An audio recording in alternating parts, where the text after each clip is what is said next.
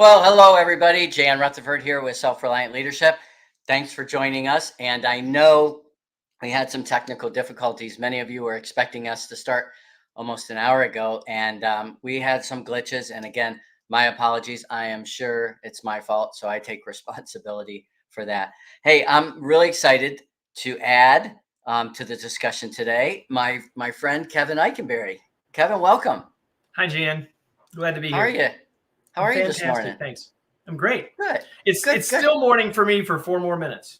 4 more minutes. Yeah, it's 9 in the morning here in the Pacific Northwest. Typical fall day, rainy, gloomy, chilly, but beautiful.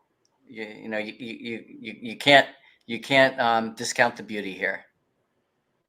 There you go. Well, I'm not outside right now, clearly, but I don't think there's many clouds here, and it's probably seasonable. Probably gonna be about 60 here today, and really a beautiful day. Nice. And I guess I should say here is Indianapolis. There you I'm go. in Indianapolis today. There you go.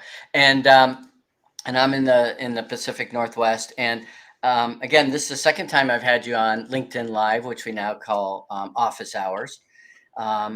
You are the author of many books. A lot had to do with long distance learning, remote. You've got 9 courses, I think, on LinkedIn learning, leading at a distance, leading virtual meetings, management foundations, planning for your hybrid organization. Pretty relevant, making key decisions as a manager, managing for results, and a few others.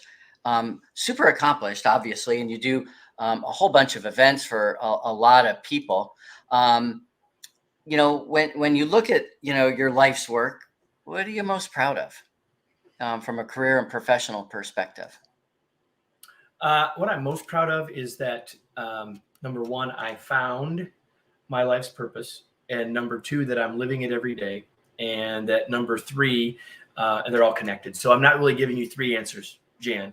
And the third part is I'm most proud of the fact that, quite honestly, every day I get the chance to help leaders get better, which is what I was put on this earth to do. Yeah. Isn't that something that, boy, when I look at folks, I think, do you have a job? Do you have a career? Do you have a calling? And boy, if you're lucky enough to be in that situation where you get up in the morning and say, I get to do things rather than I have to do things. So what I this wanted was to talk definitely about, on that list, the get to list. This was definitely on that list. I've been looking that's forward awesome. to this. I've been looking Me forward to be too. on the other side of the mic, because a lot of the times I'm on your side of the mic. I mean, I get interviewed, or I'm the guest often as well, but I was really looking forward to this conversation. Well, you do these, well, let me tee this up first.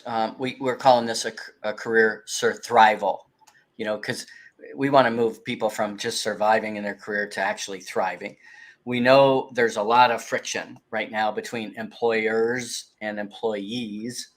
You and I hear about all the problems and the challenges all day long. That's the work we do.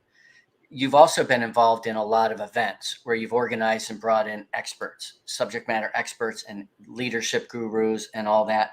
So I kind of wanted to, the reason Like you. selfishly, like me, Like but you. selfishly, I wanted to hear what you've learned from all of this. And I wanted to tee it up really from an employee perspective and an employer.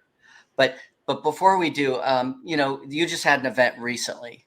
You probably had, 9 or 12 guests on, something like that? Actually, we had 40 guests. 40? Over 5 days. Yeah, we were live about 8 hours a day for 5 straight days, and we had 40 people, for those of you that are watching, like smart people like Jan, that joined us over the course of 5 days. Yep. So again, we'll get into this, but I'm just wondering, this is probably impossible, but of those 40, were there a couple themes that stood out, or, go ahead. Yeah, I thought you were going to give me a name. I'm like, I'm not going to do that. No, I wouldn't do that to you. But yeah, there were definitely themes, I think, that came out throughout. And I think,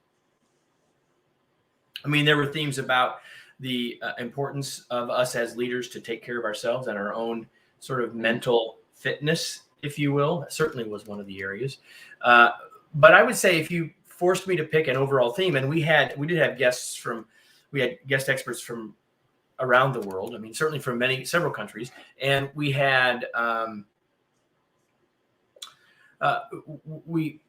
it was sort of serendipitous, right? Because we invited all these people to join us, and then they picked their time slots based on their calendars.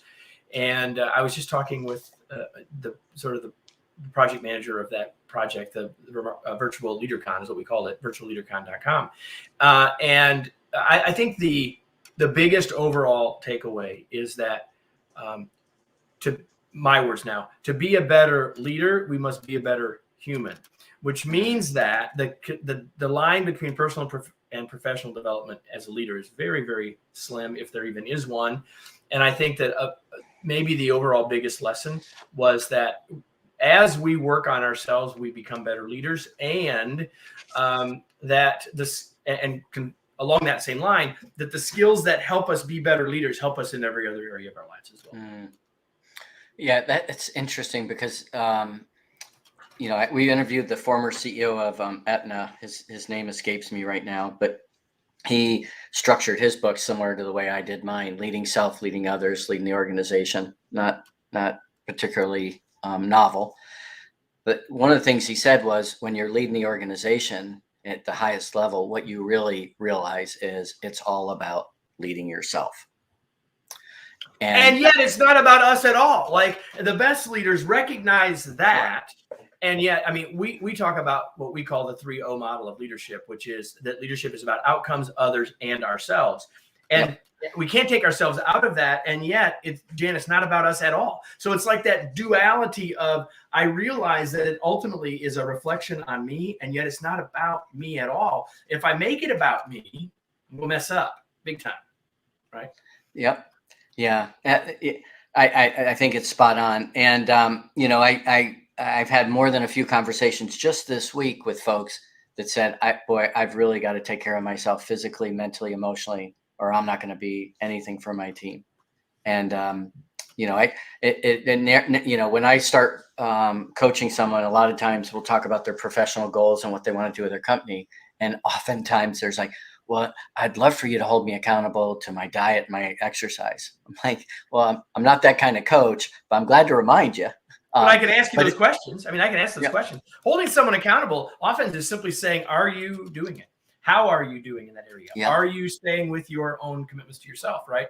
I am not neither a diet coach nor a fitness coach. And yet we can both ask those questions. And you know what, everybody, you don't have to hire Jan to do that. You can get anyone to be an accountability coach for you. Yep. That's right. Well, let me shift gears a little bit, and I want to talk about, just yesterday there in the news was a big walkout at Netflix. It seems every day in the news, employees are voicing up what they want, what they need, what they desire. And a couple of days ago in Inc. magazine, there was an article, "Want to keep your people from quitting? A new study taps into what employees are now expecting from their companies." Remote work options, 71%. High number of PTO days, 70%. Transparency about salary benchmarks, 68%. Investment in upskilling, 60%. And last one, a higher title, 58%. So you gotta make it. I hadn't heard any of that data at all until you just said it, and none of it surprises me. And other than the first two, those have been the same for a long time. Yeah. People want to be developed. I mean, you can use whatever word you want to use, right? People want to be developed. They want to know where they stand, and they would love a title. But really, I think more than the other two is they want the skills, right? So the reality, but those other two are just about recognition. The first two are new-ish, although the number one valued perk pre-pandemic was the option to work remotely some of the time and or have more flexibility in our work, which is really those first two, Jan. And so I think that while we need to hear that, when you recognize that, I think it's also important to recognize it's not all earth-shattering or all new. And if it's really new to you, then take heed, but recognize that the whole world hasn't changed because of that 5 things on that list, right? If that makes sense. Yeah. And somebody asked me to share the article, which I just did. And, Kevin, it really parallels Dan Pink's work from a few years ago where he said, we want three things. We want autonomy. Again, that's been highlighted during the pandemic. We want purpose and meaning, which I think people are trying to develop that on their own in addition to their company. And the last thing you hit on really strongly is upskilling, reskilling, development, mastery, whatever that might be. People want to grow. And so, and for the most part, other than, higher salaries, most of those things don't cost any money. What they require, and I'm interested in your opinion on this, is it seems they require leaders to trust their people. Well, to listen to their people, to trust their people, and to serve their people. I would say all three of those things. And those don't cost any money. They might. There might be some other costs to us as leaders, right? Internally, but there aren't any economic, nothing that the accountants are going to be able to measure. That's for sure. I want to sort of reflect on something else that you said, and that is, that people are looking for that purpose. Mm-hmm. I wrote here on LinkedIn just earlier this week in my newsletter, Remarkable Results, about my take on the Great Resignation. Mm-hmm. And so a couple of thoughts about it, if you don't mind, because it's a great article. Go ahead. It parallels. So the first, that means at least one person read it, Jan. So thank you. So I think that there's a couple of big ideas there. Is there a Great Resignation? Yes, the Labor Department data says there is. All that stuff is true. We don't need to go through all that. But I think that oftentimes leaders end up saying, oh my gosh, we've got this Great Resignation. Oh my gosh, what's going on? Mm-hmm. I wish this wasn't happening. And I would say to you that just because there's a overall trend doesn't mean it has to impact you and your organization. So the question then is, what are we going to do about it? And I think the underlying cause of the Great Resignation, and it relates to those first two, to all of our conversations so far, is that I think what's happened because of a pandemic and people having time and their worlds being different and all that stuff, is that the Great Resignation is caused by the Great Reflection.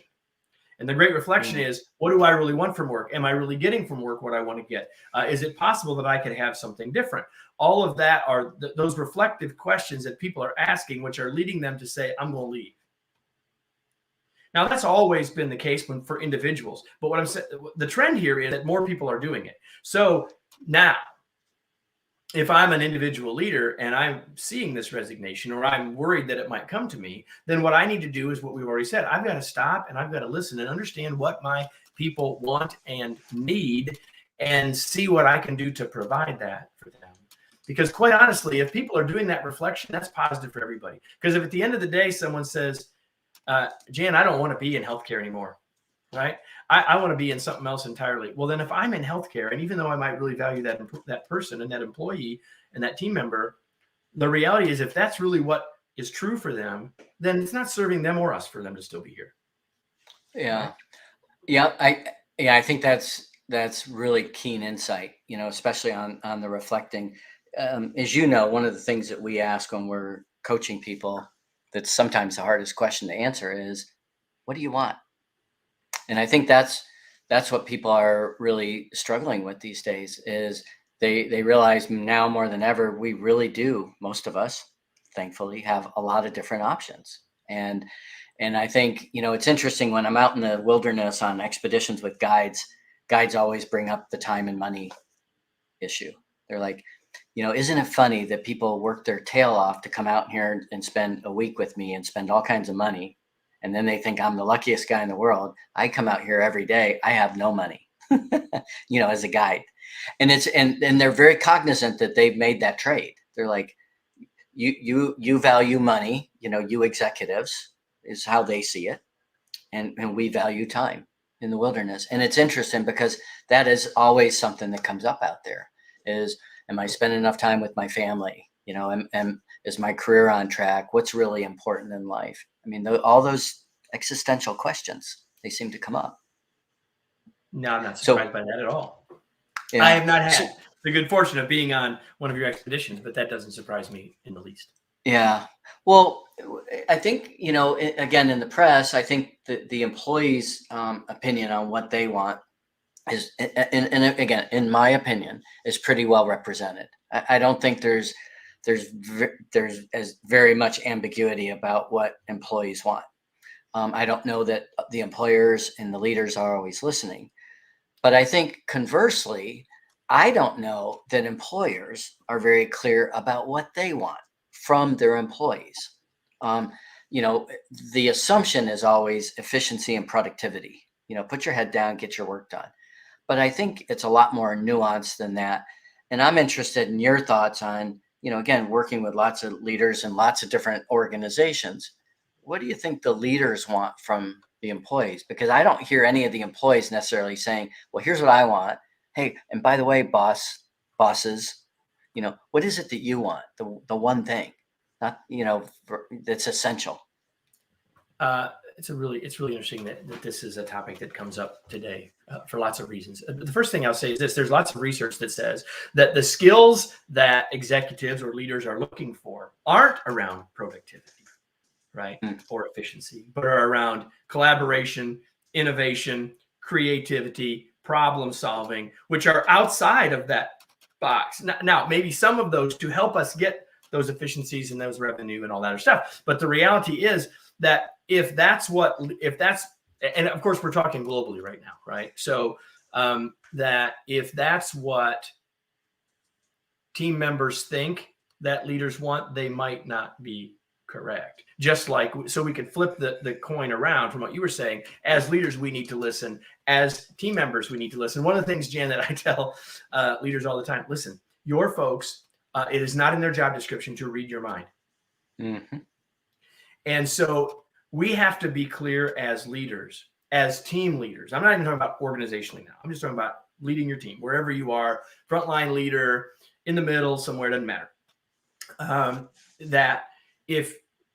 Because everything you just said to me is about expectations, right? What is expected? What does success look like? How will we know if we're doing it well? Because I believe that 95% of people, 95% of the time, want to do good work. And good work is defined by what those expectations are. And I think you're exactly right. There are many, I'm more convinced of this than ever, many leaders that aren't very good at setting clear expectations.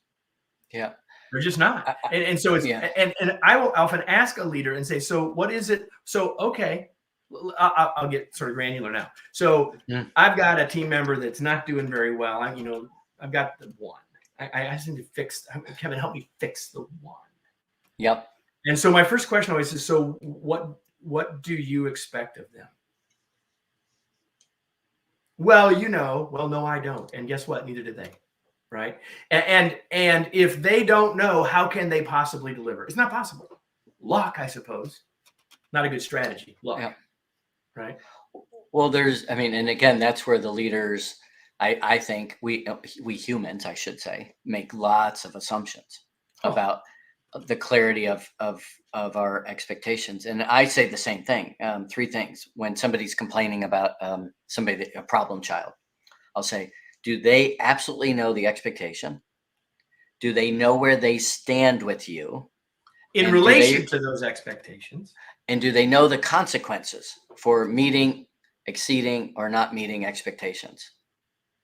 And we can't get to the second 2 if we don't have the first one. Like, we got to get the first one. Like, I was with a group yesterday, long-term client. I was with a group yesterday of largely, 40 people, 41 people. All females, which is a whole other part of the story. But there were only like 3 supervisors or 4 people in a supervisory or leadership role. The rest of the folks in the room were team members, right? And we had a whole conversation about expectations yesterday, about expectations across the team and up with the boss. So the whole point of and I walked them through this mental exercise of, how does it feel when you really know what's expected? It feels really good. Like, I'm confident. There's trust. There's all this good stuff that happens as a result. And so my conversation to them, and with leaders all the time, is it's not just were the expectations shared, but were they understood? The goal is mutually understood expectations. And for us as leaders, not only sharing what we want and need from them, but what they want and need from us, which is where we started the conversation. Right. Yeah. Where we started this whole conversation. Well, let me ask you this. I mean, since leaders are human and humans are fallible, and you and I both agree that most leaders aren't good at providing expectations and make all kinds of assumptions. Is it imperative for the employee to take some personal responsibility in making sure that they know what the expectations are and that they derive the clarity from their working relationship with their boss? It's only imperative if you want to be successful. Like, I don't know if I use the word imperative, but the thing is, so here's the thing: if it's not clear, we have two choices. We can either, and by the way, everyone here who's a leader, you all have a boss too, right? So I'm still talking to you. I just have your team member hat on, not your leader hat on, right? So you have two choices if the expectations of you are not clear. One choice is to lament the fact that they're not clear. Blame the boss because they're not clear. The other option is to ask. Yeah, I know which choice I'd make. I know which choice I would encourage you to make. I mean, you can choose to be a victim or you can choose to be a victor. Which do you want to be? Yeah. Well, and the other part I'm going to ask you about, for maybe some advice, because I hear this a lot, especially from senior executives, not junior, not mid-level. They'll say, every single day I'm getting little notes from the boss, the CEO or whomever, and I'm literally fire drill. I mean, these are the big rocks I need to move, and every single day things get prioritized. And from my seat, it's easy to say, well, why don't you push back and say to the boss, hey, if I follow up on all these things, these big things aren't going to get done. Is that okay with you? And so what happens is, the first step is, well, the person gets really better at delegating, and then he's creating the same problem for his subordinates. Any advice there? But I mean, let me just stop you right there, because I think if we're really effective delegators, we know that the minute we do that, we're shifting the priorities of those folks. So I believe to be a highly effective delegator, part of that delegation, which, oh, by the way, could be the upskilling part that people are wanting, right? But part of that delegation should be, where does this fit in the priorities? Because you're right. Otherwise, it automatically becomes the number one thing. Yep. And we may not want it to be the number one thing. Yeah. But, and some of those notes that we're getting from the CEO, right? They may not realize, they are unaware that they have now become your number one thing. They might not even have wanted it to be the number one thing. Yeah. Yeah. It kind of reminds me of my friend when he became, a long time ago, he became the battalion executive officer in Korea. He was walking down the hallway day one, and he goes, God, this carpet's ugly. Next day he goes to the office and they're ripping out the carpet. And he's like, I didn't want him to rip out the carpet. He didn't realize. Yeah, he didn't realize. I got 100 of those stories, right? And so I would say this to anyone at any level: is it okay to ask those questions? Yes. The higher people go as a leader, the more insulated they are, the more they really want to know what's going on. That's why some of them went on a television show and put on a wig or a mustache and tried to become undercover, because they wanted to know what was really going on. Most of them, and Jan and I aren't speaking. We don't know the specifics of the personality of your boss or the, or the political nature of it. But I would say that the odds are in your favor that if you will ask those questions, they will be happy to help you sort it out, and might have been blissfully unaware that was even a problem. Yeah. Ray has been very patient. He was on an hour early. And do you know Ray? I don't. Hi, Ray. So he's asking, how does a well-educated leader communicate to a person with no education? So in other words, how would a doctor communicate effectively with a ditch digger? One cannot understand the other correct. They cannot effectively communicate with each other. We see this all the time, Kevin. I'm sorry. Go ahead. No. Go ahead. Go. So, Ray, I say this with love and respect, that if we say that they can't communicate with each other, we're starting from the wrong spot. Of course they can communicate with each other, right? It's, if I'm the doctor, I'll use that example, right? And I'm going to communicate with a ditch digger. I've got to think about my audience. To be an effective communicator, I have to always think about my audience. So might there be things in the way that might make it harder? Sure. Does it mean we cannot? I don't buy that. And in fact, if we believe that, it's like a fait accompli. We're never going to get there. So it's like if I've been doing something for a long, forget the education piece for a second. Like I've been doing something for a long time and I want to coach someone who's never done it before, back to this delegation idea. I've got to remember what it was like to be the beginner, because when I remember that, I'm a better communicator and coach, right? The perspective of having done it 50 times, but recognizing the perspective of the person who's not done it ever. So so the same thing here. Can a well-educated leader communicate with a person with less education? Of course, but they can't communicate from where they're at. They have to move to the place. And I don't mean level, and none of that means intellect.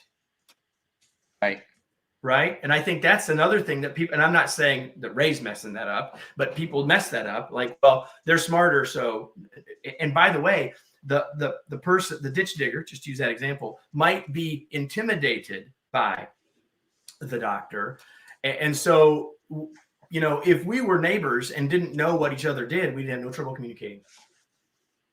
So we just need to remember that. And if I'm the more educated leader, I've got to recognize that my job isn't to send messages. My job is to get messages received.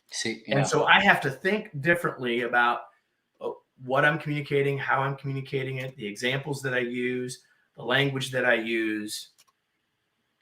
And it isn't about dumbing down. It's not about intellect. It's about finding common ground.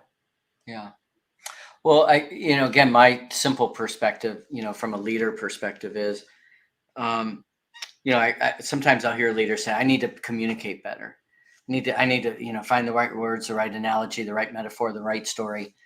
And often I say, you know what you need to do to communicate better? You need to ask better questions. It's not about your message. I mean, people support what they help create.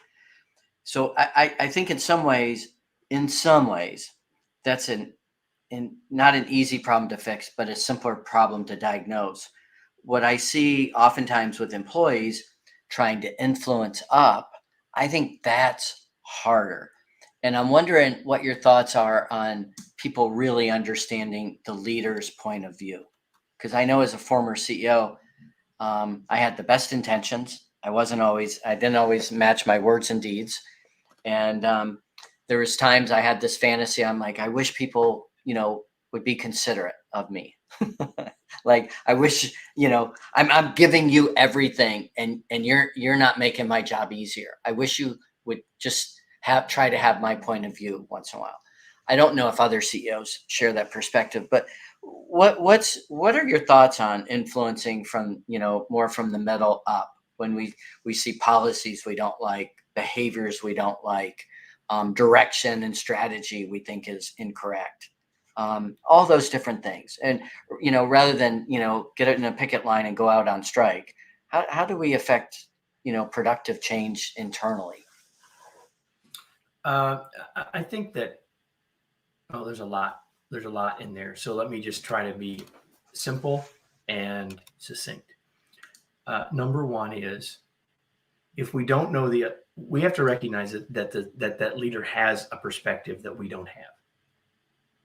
Right? They have information, they have a view, they have a perspective that we don't have.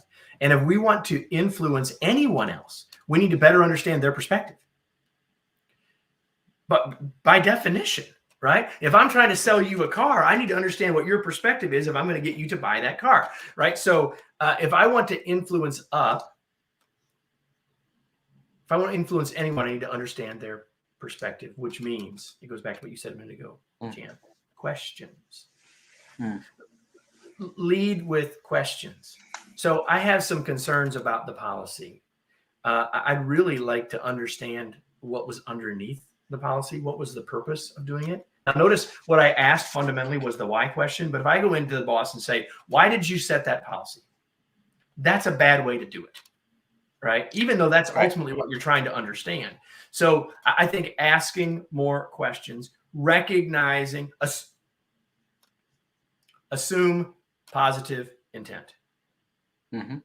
Right? It may not always be there, but if we start from assuming positive intent, and if you just can't quite get there, because Kevin, you don't have my boss. Like, if you can't quite get there, you can at least assume neutral, benign intent, right? Don't assume that they're trying to overpower, overwhelm, and, force us to comply, but rather that their intention, that they have a perspective we don't have. And if we had their perspective, we might have made the same decision they made, but they don't have ours. So they might adjust it when they understand ours. So I think it starts with it's the same. It's in many ways, it's the same thing that Ray was asking about, right? How I can influence others, including up, by working to understand their perspective, understand their goals, understand what's important to them.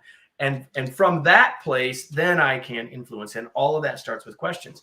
But the other part of that about going up, right, is there's this positional difference. And you've got to be aware of the positional political difference. Don't check your brain at the door, but don't let that keep you from being proactive. Yeah. I think you could hit on a couple of key things. I think one, is the power of the question on both sides. And, Stephen Covey wrote a long time ago, seek first to understand. Mm-hmm. That, boy, if you're trying to influence someone, you're trying to get a point across, it's hard to do that if you really don't understand where the other person's coming from. Like you said, positive intent. And back to assumptions, right? We make assumptions about that. Yeah. Well, and you said, why is a dangerous word sometimes. And, it's like, why did you do that? People's flight or fight goes right up. But if we said, hey, Kevin, what are you hoping the outcome would be of this particular policy? Walk me through, how you came to some of the conclusions that you reached. I had it's a side note here, Kevin. I had a really interesting conversation with somebody struggling to do something regarding policy with vaccines. And I'm not going to get into the which side or blah, blah, blah. But it was really interesting, to have that discussion with somebody. And I think both of us really tried, as we're talking through this, really tried to see both sides. And again, we both obviously have opinions on that. We're human, we do. But it was real interesting to basically, before the discussion began, and we didn't say this overtly, but we decided to hold our views lightly. We decided. And we had what I thought was a really productive discussion as part of the decision-making process that the organization had to do on some, very obviously controversial things. And it was just really interesting. I actually gave myself a pat on the back a little bit, because it was like, it's really helpful to understand, some other perspectives that you might really not agree with or understand. But then when you see where they're coming from, it's like, oh, now I know how to, now I know not how to make a counter argument, but the questions I might ask that would lead you to, making, raising questions on your own. I don't know if you've had any of those. Yeah. I was thinking about, so I always, to your point, I always tell people to be careful of the naked why, right? The why question in that way. So I'll give you a way to help you with the why, another way to get at why, and another way to get at other people's perspective. And so it's a 3-word front end to a conversation starter, which is help me understand. Help me understand your perspective. Help me understand that decision. Help me understand what led to that decision. Help me understand how you feel. Help me understand is, to me, it's been very powerful for me as a way to get into conversation, to understand the other person's perspective, and to, at least for me, to remind me that I'm in exploration mode, not influencing mode yet. Maybe I'm going to get to the place I can influence. I'm not trying to influence now. I'm trying to understand so that I can determine how I would want to influence, negotiate, persuade, whatever other words you might put in front of that in terms of that next step, right? Sell, whatever that word might be. So, and I'm not saying those are all the same, but I think this front end is important to all of them, because we can't get there with someone else until we know where they're at. Well, it's interesting. We titled this Redefining Success, a career SurThrival guide, because we're trying to help people survive a lot of, or not just survive, but thrive. And a lot of people are redefining what success really looks like. And I think some of the themes that we're talking about here is really, you're one thing every organization has in common is there's humans in it. And with humans, I mean, there's going to be conflict and difficulty and misaligned expectations. I mean, that's just the way of the world. And what you're offering up is basically, you have the tools. You just got to put them in your toolkit, and those tools are really the questions that you're seeking to understand others. That you're not going in as a bull in a china shop and just trying to get your way. And that requires, a little bit of finesse and a little bit of patience, which sometimes, we don't have. So let me put another frame around what you just said and what we've really in many ways been saying the whole time, Jan, and that is that I ask leaders this all the time. Do you want compliance or do you want commitment? Yep, me too. I ask that as well. And some people say, well, I want both. I'm like, okay, but do you only want compliance? And the answer is no, I don't. Now, so flip that around. I'm not in the leadership role. I'm influencing up or whatever. Yeah. Do you want them to just comply or just say, yeah, Jan, that's okay. Go do what we want to do. Or do you really want a new commitment? And the only way we get there is if we go there together. Yeah. Only way we can go there. Yep. Let me throw up another question here. Bala Kumar. When should I limit conversations with bad bosses who think they are evaluating our job for promotion, end up taking advantage of our status playing with EQ? Well, I'm going to channel my inner Mary Abijay. And if you all don't know who Mary Abijay is, do you know Mary? I don't know Mary. Mary has done, I think, one LinkedIn learning course. She wrote a book called Managing Up. She'd be a great person. I'd be happy to connect you with her, but I'm sure any of you should check out Mary. I'd encourage you to do that. But let me say this, that what she would say is it depends on what bad looks like. Is if this bad boss is truly toxic, if they're unethical, if there's some of those things, then maybe the right thing for you to do is to leave. Right? I think we have to recognize that. So I don't know about limiting conversations with bad bosses. I think it depends on what bad means, what that means in a particular case, right? And then, do I want to limit conversation or do I want to limit the impact that they're having on me in terms of how I'm feeling or how I'm doing or all that? And there's a lot we could unpack there, but I would say, when would you limit it? I think you'd limit it if you feel like that boss's behavior is unethical, unlawful, truly toxic to you or to your customers. That's probably be my short answer. Yeah. And there's how can I influence my boss? There is how can I work with my boss given that I know they're a human and maybe we're not quite on the same page. And then is this the boss I should be working for? Yeah. Well, and again, part of it, the nuance is, is this person going to leave soon, get promoted? How long is this environment? Well, yeah, and then do I want to wait them out? Right? Yeah, because I always say, and ultimately we always have three choices. We can deal with it, just deal with it. We can try to change and influence things, and we can always leave if we don't feel our values are aligned. Like you said, and I always say, do the second thing before you leave. At least try to change it, because you're going to go somewhere else and there's going to be difficulties there as well. And I always say to folks, are you running from something or running to?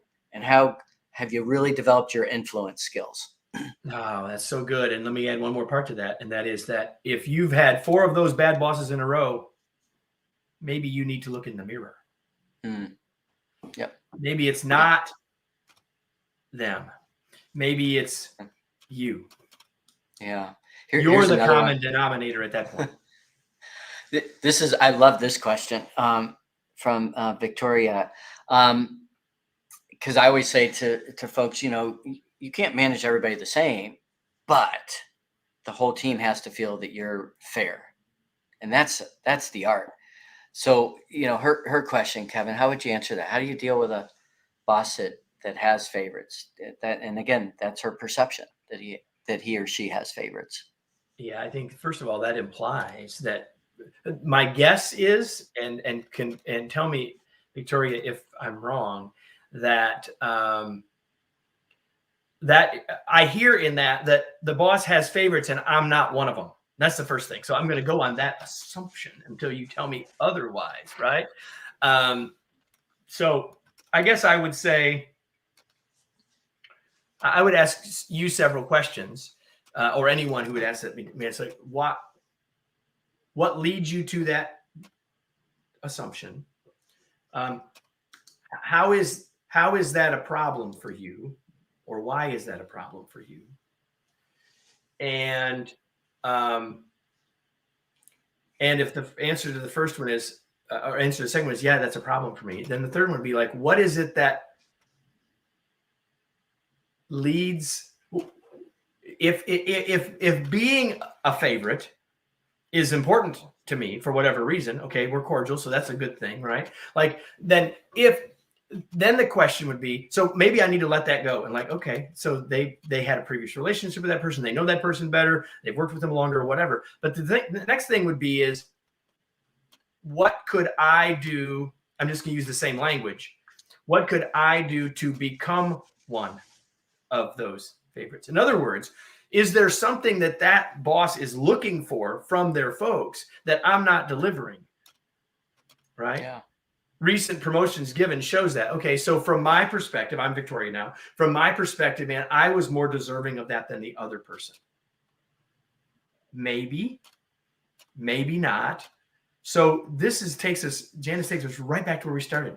Clear expectations, right? I'm not going to go to, I wouldn't suggest going to the boss and say, why did you promote them instead of me? I would go to the boss and say, hey, I want to be successful here.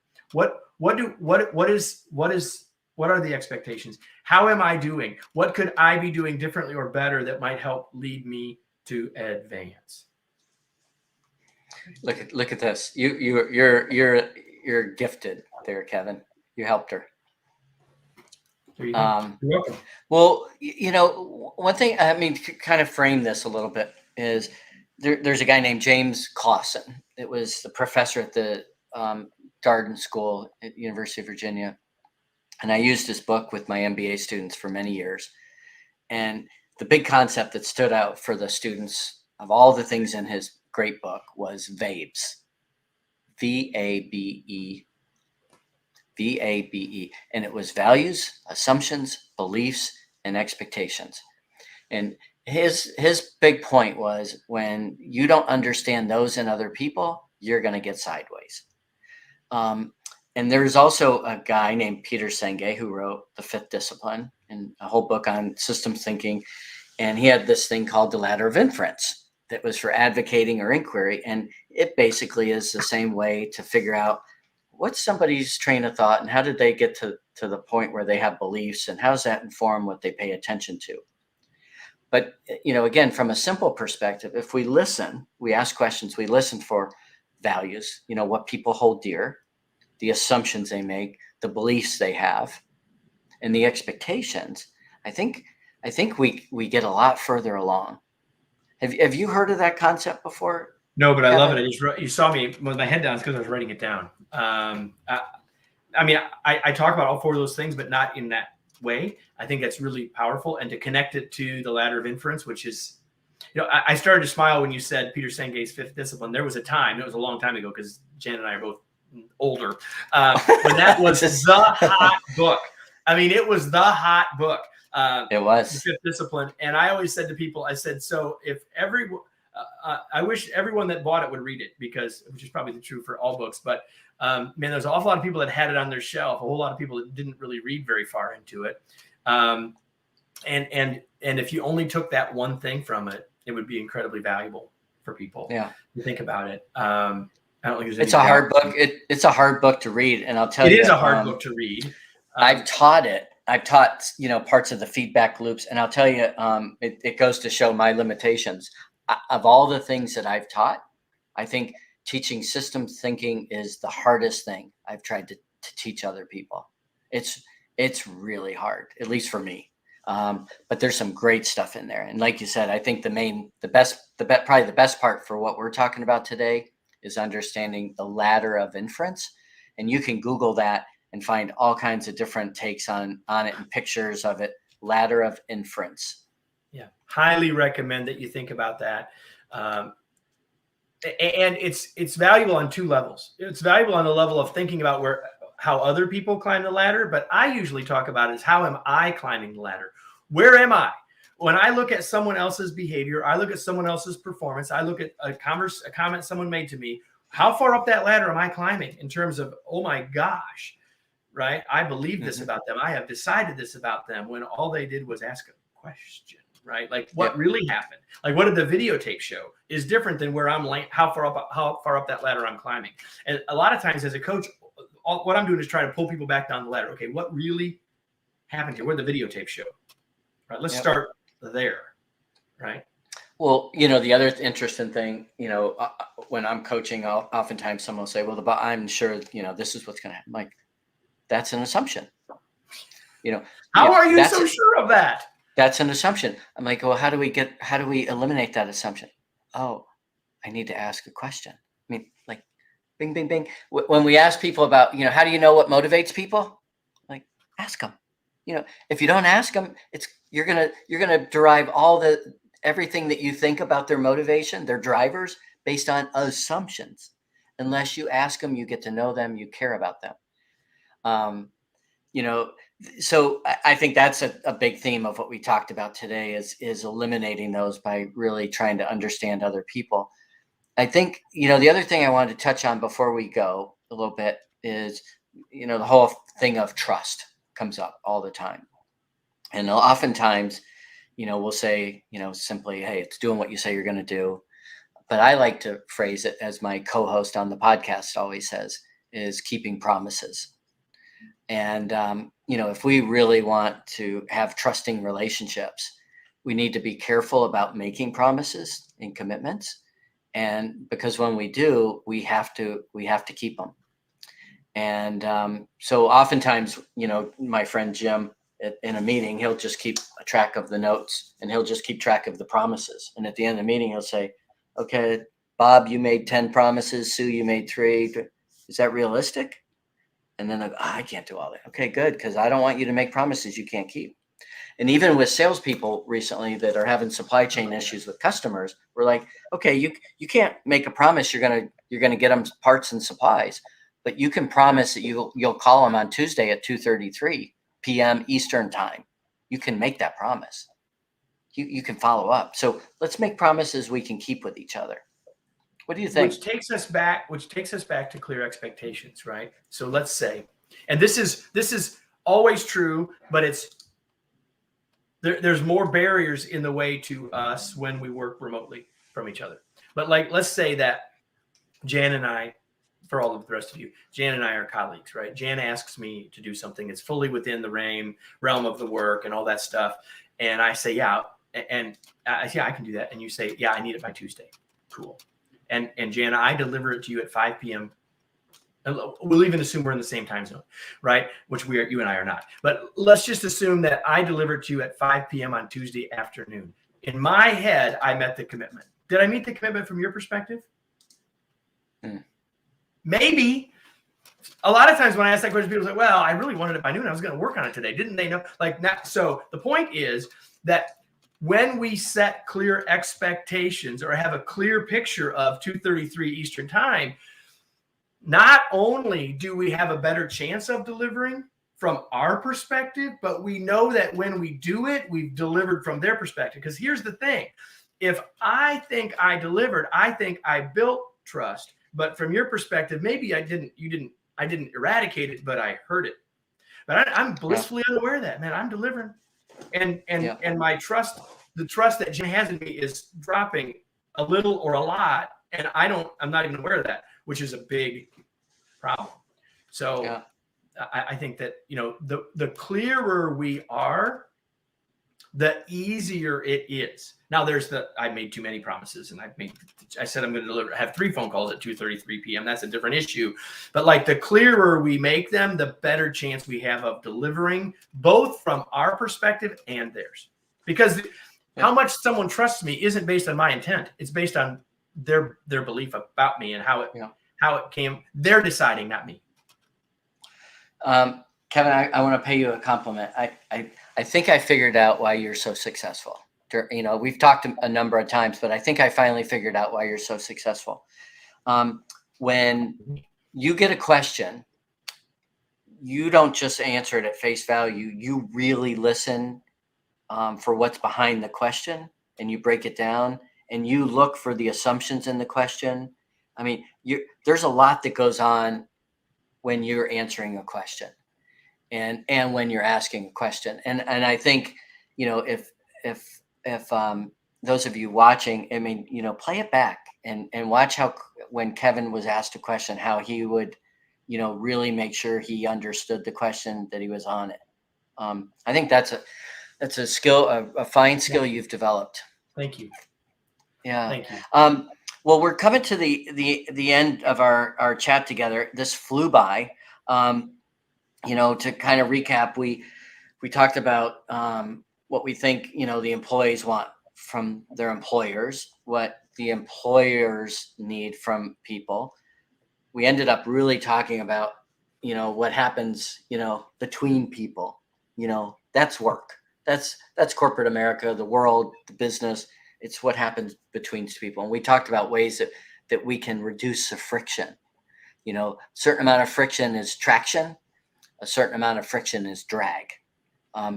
Sometimes friction is good, and sometimes friction, is not so good. As you look at what we talked about, what do you think are the takeaways, that you'd like people to understand for, as they redefine success and move from surviving to thriving in their career? Well, I'll say something that we talked about and something that we didn't, and maybe the something that we didn't can be a way to close. I mean, you hinted at it, but I'll make a comment. I think that the biggest thing that we talked about today, without ever using these 2 words, is servant leadership. And, that's a phrase that I love, and yet feels redundant to me, because I don't think there's any way to lead without being a servant. And I know that there's a lot, because that phrase is out there. There's baggage, positive and negative, around that phrase. But I think underneath all of this conversation was, how do I lead as the leader? How do I lead as the follower? And all of it's been about better understanding others as the front end to getting greater success for ourselves. So there's the first thing I would say. That to me is a way to sort of put an umbrella over some of the things that we talked about, Jan. And the other thing that I just feel like we should say is that doing this work as a leader is hard. Like, it's hard. It's lonely sometimes. It's isolating sometimes. It's hard. And doing it in the time of a pandemic, what I call adding the COVID layer on top of it, makes it even harder and more complex. And so I would say to you that self-care isn't selfish. If we want to give our best to our teams and give our best to our organizations and thrive in our careers, we can't do that if we can't give our best if we're not at our best. We can't give anything close to our best if we're not at our best. And so that's a whole nother show, probably with a different guest. Yeah. But self-care isn't selfish. We have to take care of ourselves. Yep. So that we can be our best, but also so we can model for others that we want them to do it too. Because they won't if we aren't. You just defined better than I ever have what I mean by self-reliant leadership. That you've got to be squared away, so as you can be reliable to others and be there. So Kevin, I appreciate you greatly. You always, you always send the nicest notes. You even sent an old-fashioned note the other day I got in the mail and thanking me for something, which is gentlemanly and kind. And I always, it always makes me smile. I know it's your signature trade, part of your brand, but you tell people that they're remarkable. And it's just, it kind of goes back to all the schools of positivity out there. It's not just something you say. I know you mean it when you tell people that they're remarkable. And what you've done, on LinkedIn and for so many leaders is so impactful. And I'm truly grateful for the contribution you've made to our collective learning. And I just appreciate you. You're remarkable. Thank you. I have, we've never met. That day will physically met. That day will come, and we've had the chance to interact in this way. I don't know, 4, 5, 6 times now. Probably 4 or 5 times, like with others watching us, like this. And I have grown to appreciate you so much, and the unique perspective and the way that you bring your passion for your work into the world. It's making a huge difference. So it's a pleasure to be with you. Mutual Admiration Society. We'll leave it there. Yeah. Well, thanks. And I'll throw a couple of other comments up here just real quick. Tricia, thank you for that. I appreciate that. And another comment from Victoria. Let me see if I can get this name right. Maybe it's Nikita.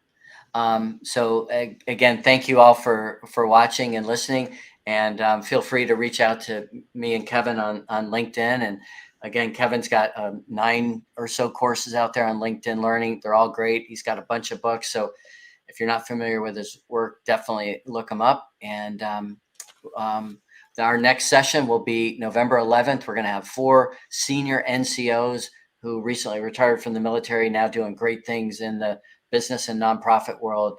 What we would call a genuine American heroes. So look for that November 11th, Veterans Day in the United States. And with that, we'll sign off. Again, Kevin, thank you. My pleasure. Thanks, everybody.